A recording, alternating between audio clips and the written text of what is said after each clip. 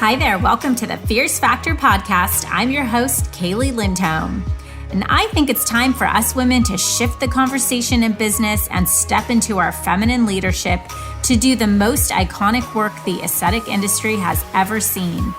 Each week, I'll be bringing a powerful dose of strategy, sarcasm, solutions, and sass that will rev up your creativity and ignite your brilliance as you link arms with me along our shared path of personal and professional growth in 20 minutes or less.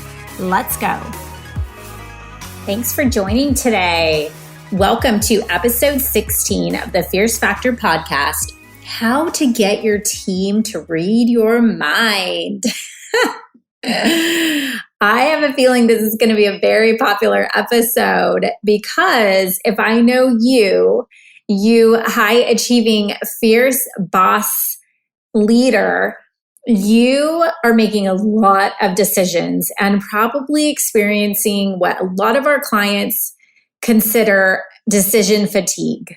After working a long day with patients, after making decisions about the high level growth and direction of the business, and after being in the trenches, dealing with a lot of tactical decision making throughout the course of the day and week, you might feel sometimes like, gosh, wouldn't it just be nice if I didn't have to make every decision?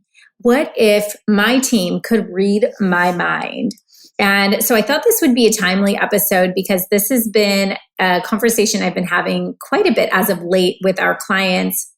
And I want to play for you a training I did inside of our Leadership Academy around developing a vision for your business. And the training's called Vision, Clarity, and Casting. And I go into detail around why having a vision is important, how to develop a vision for your business, how to create and deploy core values in your business, and how to vision cast and really wrap your team around this whole goal, this big, huge goal that you have set in place for your vision so that they are very clear on a day-to-day basis the direction that the business is going and what is expected of them to take steps and make decisions, tactical decisions that are going to be in the best interest of the company. So I hope you enjoy this episode. Again, this is a training that I did in the academy, so I may be saying some things during the training that won't necessarily be relevant for you when this podcast airs, but it's got a lot of really great, juicy content in there. And if you are a business owner or thinking about becoming one, you do not want to miss this podcast episode. If you haven't had a chance to catch up on the last couple weeks of trainings, I highly recommend you do so just to get your mindset right. We talk a lot about mindset over mechanics as we're getting into more of the mechanical aspects of bringing on the right people. I want to make sure that you have the right approach in your mind around how to find the right people for your business. Some of the things we talked about were getting help versus cultivating ownership, right? So finding people that are coming to your business to help you perpetuate profits versus just checking boxes, just doing tactical work for you. We talked about the difference between an employee and an entrepreneur, an employee who comes in and clocks out, and an entrepreneur who really wants to be a part of putting their fingerprint on the business, and they take the role in their company seriously as if it was their own small business within your business. Tactical hiring versus strategic talent acquisition. This is huge. So if you're just hiring for tactical reasons, you are missing a huge opportunity to bring on talent that is going to drive and propel your business forward. And you do that through the mindset shift of management versus mentorship, right? When you're looking to mentor and develop somebody into that human being that you want to have in your business, you will have less animosity about having to manage them. The management piece will come easier for you. And we'll talk later in a couple of sessions going into this month and next month. We're going to talk about the relationship of managing an employee and the responsibility that you have tracking and measuring their performance, etc. And then finally, looking at team as an investment in human capital versus a cost. So last week we talked a lot about wealth and capital wealth. And if you were to look at an employee as being an asset for your company, how would you hire differently? And we talked about how your human capital is ultimately your responsibility. It's very easy for us to point to an employee and talk about the things they have going on in their life and why they're not performing and why your business isn't moving in the direction it should go, or why you're stuck in one area because you have that employee. But I want you to realize that this is your business. It comes down to your leadership and your management of those people and finding those people that are going to be the right fit for the business to begin with. So stop hiring the random people and just putting up with subpar performance. That employee is just average. Remember, you're only as strong as your weakest link. You could have that employee has one interaction with a patient that isn't aligned with the way that you want that interaction to go. That ultimately is a reputation imprint that you're leaving behind. So stop thinking about hiring people just to grow them. So some of you have come to me and said, I've hired people because I really wanted to mentor them and I felt like I wanted to train them up, right? You can hire experts. You can hire people that have expertise in specific areas and you can train them up in other areas. And you mentor them into becoming the business person that needs to work for you and fit into your business, right? And when you have this mindset, you will find that you end up attracting people that have a higher aptitude for growth, that are looking for upward mobility in your business, that want to become entrepreneurs on their own, and you will attract, retain, and ultimately develop the right people. So we talked about the three-prong approach of team building versus management versus leadership. So hiring the right people to come in and build wealth for your business, creating a shared vision and influence toward a common goal, and then managing, tracking systems, results, and measurement toward that goal. All three of these are important, and leadership and management are two separate things. They're very much related, but they are two sides to the same coin. They're both important, and they're both skill sets that have to be developed. So someone asked me this question recently, Kaeli, how do I get my team to read my mind? And the answer is one thing that you guys have heard me say again and again and again. And you're probably like, all right, get on with it already, Kaeli. What is this vision word that we keep talking about?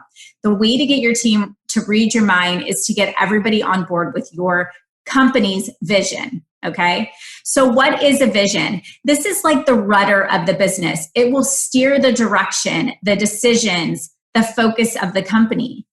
The vision is going to really incorporate these three elements. One, the big goal of your business, right? Two, what is the point of your business? Why are you in business? So some of us have to go back and really think about that question, because we may have started our business with one goal in mind and then it's turned into another one, right? Or it's turned into something different than we had intended for it to be, right? Why are you in business?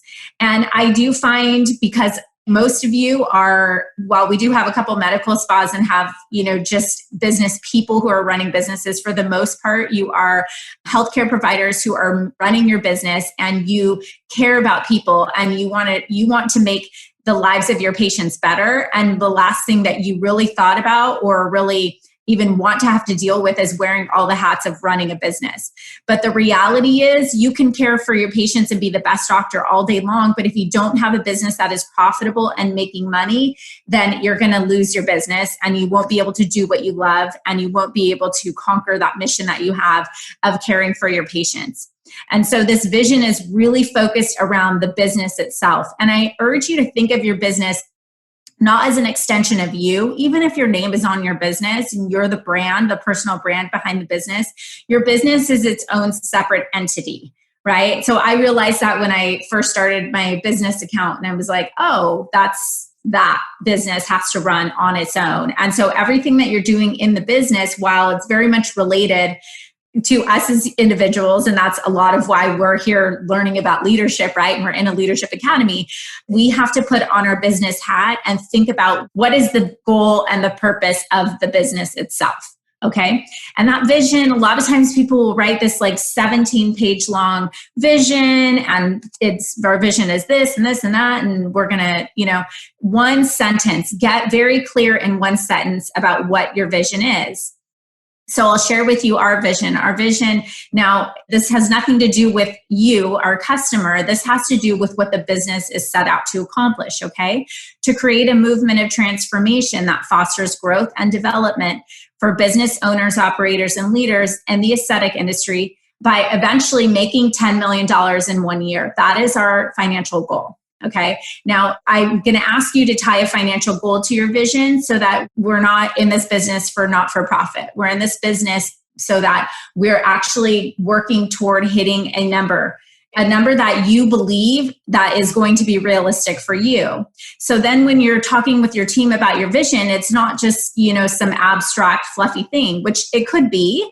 The decisions that you're making, the things that you are at a crossroads about in your business, you can come back to this and be centered by this, right? So as we're talking about pivoting for profit, over the last couple of months, I'm not asking you to go find a whole nother business, but what can you do within your business that is going to keep you focused on this vision, this ultimate compass at the end, the North Star, okay? So what goes into the vision? It's the goal of the business. What is the business's goal?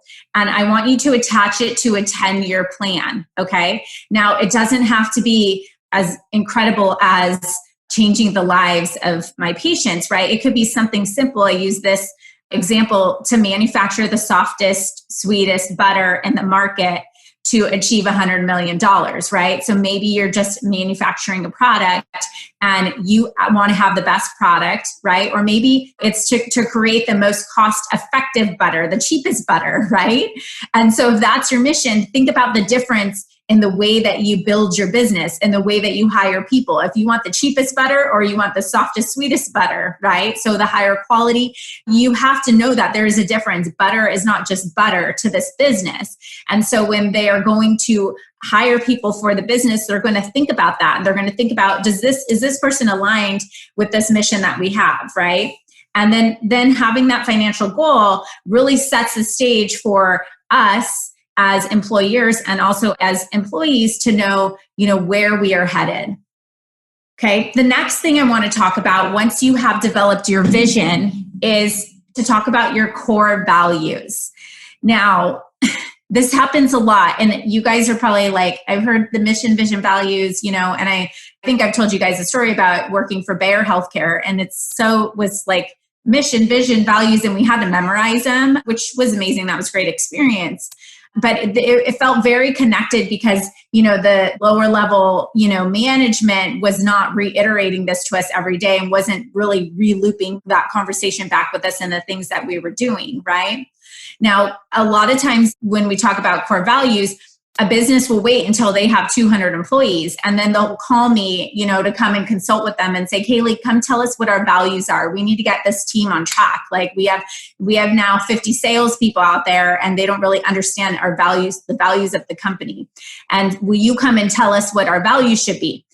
Nobody can tell you what your values are, right? Only you can decide because you are the heart of your business. When you think about your values, I want you to think about really, what are 3 things that you value in the people that you hire? Okay. Now, we've talked about culture a lot. You create a culture by hiring people that are aligned with your core values. Someone else cannot figure this out for you. It is really all about you, and it's going to be different for everybody. I've worked with organizations whose values on paper is integrity and compassion, right? And then when I ask the business leaders, what do you value most in an employee? They say ambition.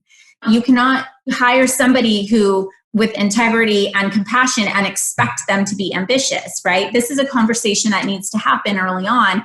And it has to come from you as the person running the business to really think about what your value system is in those people, right? The other thing I want to emphasize is that core values are not goals. Like we're working toward that value, right? They're not something that is a goal that you're going to achieve. It's something that you already are. So here's a few questions that you can ask yourself to really understand what your values are. One, what are the three most important things you want in an employee? Two, what do you value in an employee? And three, what don't you want in an employee? And I think that that's an important part too, so that you can really even start with, perhaps you have employees and you just know, I don't want this, right? And that's okay. You can work back from that, right? So like, I don't want someone who's apathetic. What's the opposite of that, right? Or I don't want someone who doesn't care about our compliance, right? And so you want some, perhaps then that's your core value. So I want you to do this exercise. And when you're going through this work later, and I'm going to try to wrap up a little bit early to save you guys some time in this 1 hour block to go through and start working through this in a quiet space. Describe your absolute favorite employee of all time. Why are they your favorite, and what are their most important attributes? And I actually did this with a girlfriend, and I just started talking, and she kind of took some notes on what stood out and what she heard. You could even put it into the notes in your phone and talk if you'd rather do that than write. But it is a really valuable exercise, and actually you might surprise yourself, or you may find yourself repeating certain words quite a bit, and you realize, wow, that is something that is really important to me. So when I went through this exercise, these are the three core values we came up for my company. One of them is all in. And what I mean by all in is that no matter what is going on, and I've used this term with my team quite a bit, they are just all into our vision, to the project at hand. They are entrenching themselves in it. They are like all hands on deck. They are all in for helping each other out. They're just all in, not like a little bit in, not maybe going to do that when I have time, but they're just all in. Second is constantly challenging ourselves. So growing and learning new skills. So my team, you can tell that a couple of my team members, and you can ask them. I'm constantly having them challenge themselves, and I'm challenging myself every day. I literally every day ask myself, what did I challenge myself to do out of my comfort zone today? That is something that is extremely important to me. And that is important to me in an employee that's on our team. And then ultimately to have fun. Because if we're not having fun, I don't want to be here, right? I want to be in an environment every single day where I get to laugh and smile and have a good time, and we can be lighthearted, because it can be stressful. So if I'm hiring somebody who just isn't someone who can laugh and have a good time and kind of not take themselves too seriously, they're just not going to be a good fit. And I will tell you that these value systems, ironically, and I don't think it's that ironic, by the way, they really become full circle, because these are values that we expect in the clients we work with as well. This is how we treat our clients. And so these values that we have, it's not integrity, although that's important. I would expect everybody to operate with a level of integrity. And I do hire people that I believe live their lives with integrity. And that is a beautiful word and a beautiful thing. But for me, when I am describing and thinking about that individual that's really going to make me happy, they are all in. They're constantly wanting to grow and develop and learn new skills, and they want to have fun. So when you're developing your company values, here's a checklist of 4 things that you really should be thinking about. So we want to think about that our values are focused on the employee, not the customers, okay? So thinking again about that employee who I want, not what do I value in a partner in life, or husband or wife. I want those values to be focused on an employee. They should be based on what I want the most in an employee, and they should be shared with employees. So the employees should know what those values are, and they should be reviewed at least quarterly. So we'll go through this when we talk about performance reviews, but this should be a part of the conversation. How have you lived up to the values that we have as a business?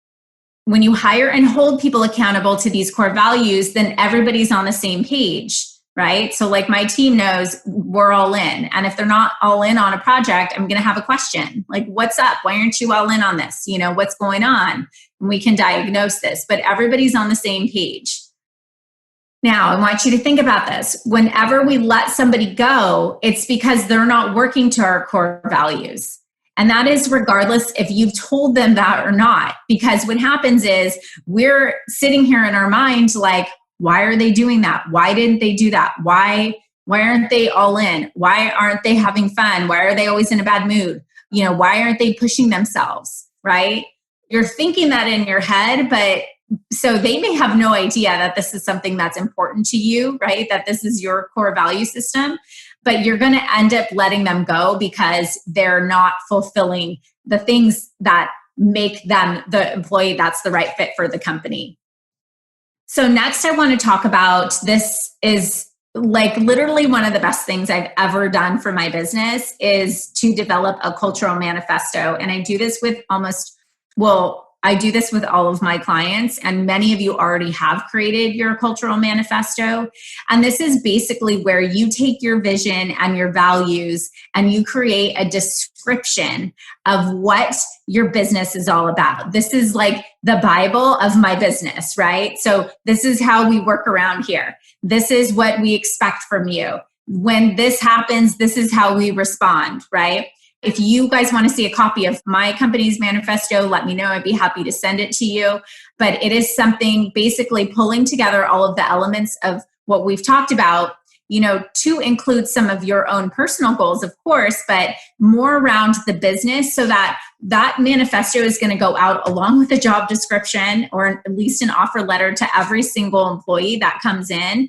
It may be something that you even read, and it should be realistic about your company, right? So they know when you come into our business, this is how we act around here, right? We like to have fun. Like if we go all in, we're on a mission to transform and make impact and breakthroughs in people's lives, and they're like, all this does not sound like up my alley, then we know that. Then it really doesn't matter, all these tactical skills that they have are irrelevant because they're not going to fit in with the company.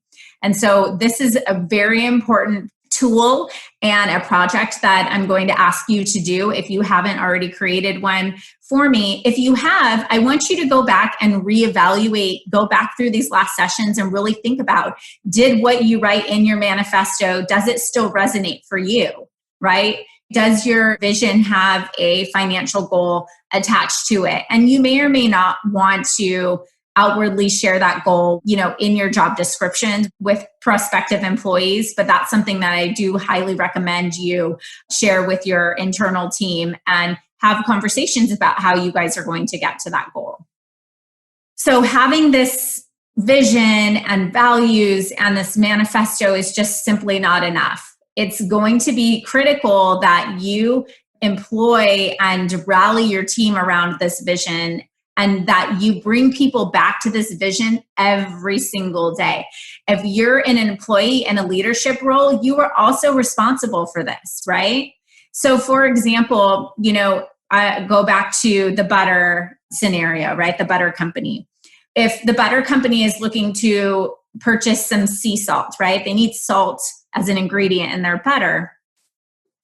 They can simply reflect back on their vision and ask themselves which sea salt is going to be the right choice for them, right? Which sea salt company should they buy from, right? So which sea salt will make our butter the sweetest and creamiest, and how will it contribute to the achievement of our goal? And this is a very basic example, but when we're talking about tactical things in our business and decisions that we're making as simple as what salt to buy, we can come back and realign that with our vision. So we know everything that we're doing is just propelling our momentum and giving us leverage to get to that ultimate goal. So this starts with communicating your vision. Now, 99% of what we talk about on a day-to-day basis, it's tactical and it's general management related. So if we're just talking about tactical things every day, we have to really work to tie the day-to-day direction back to the vision in every single conversation. So as we're having conversations about simple as how we answer the phone or how we communicate with the patient, right? We're just reminding the team we communicate with patients like this because this is our vision for the business, right? What is the overall impact that what you're doing is going to create. You have to communicate that to your team. Again, this goes back to remember the hiring piece and bringing on the right people who are looking to be aligned with you for something that is bigger than them. If you guys are both in alignment on the same goal and you have similar value system, then the rest is easy, right? Then it's what do you know? What don't you know? How do we get you the skills that you need, to be able to accomplish this task? And then what you want to be able to do is enroll others into your vision. This goes back to the leadership piece, right? Remember, when we're a great leader, we're able to get people to do the things we want them to do for their own reasons. So, if you're enrolling others into your vision and you've kind of got them on board with you, right? You got your team, you got your tribe, let's go get it. How do you know if they really get it? How do you know if they really understand? If you're just talking at them and telling them, or in my situation with Bear Healthcare, I could recite it back to you because I had it memorized, but I didn't really understand how it related to what I was doing every day in my specific role, right? So how do you know if they get it? Well, if they can communicate and articulate it back to you, right? And if they can enroll others, then, sorry about the typos, but then they can successfully execute on actions that tie back to the main vision. So I would ask, once I have the conversation with them and I'm talking about our vision on a regular basis, then, asking them about, tell me about your thoughts about our vision. What is our vision? And then listen to how they talk to other people. Again, your managers should be having this talk track on a regular basis with the rest of the team. And then ultimately, to be successful at vision casting, you want to create visionary leaders within your team. So once you have articulated this vision to them, you want them to be leaders of that, your vision, right? So the team will personally be ambassadors. Remember, you have an internal and an external audience. You don't operate in a vacuum. It's not just them. It's not, we need to know our little vision and that's it.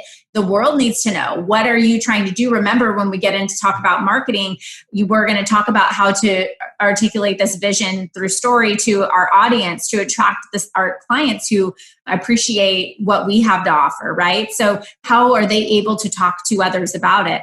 You'll be able to build an army of people who will then perpetuate the vision and can run the business without you there. Imagine that.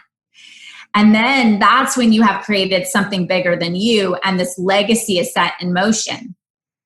So we have some homework for you guys today. So if you go into the membership site, Shannon's put a workbook PDF in there that is going to help you go through the steps to getting clarity in your vision and on your values, and also putting your business cultural manifesto together. So that's going to be your number one. And number two is to schedule a visionary leadership meeting with your team to roll out your new manifesto, vision, and values. And I will see you guys in the next module, Assembling Your Dream Team, Part 4, Hiring 101. Thank you for joining me for this episode of The Fierce Factor. If you enjoyed the show, please make sure you subscribe so you can automatically get new shows every week. I'd also love it if you left us a review. And come join the conversation online. If you're an aesthetic industry owner, operator, or leader, please join my free Facebook group, The Tribe of Fierce Aesthetic Leaders, a community of ambitious, purpose-driven professionals who collaborate and share best practices for growth in business and life. I'm honored you tuned in.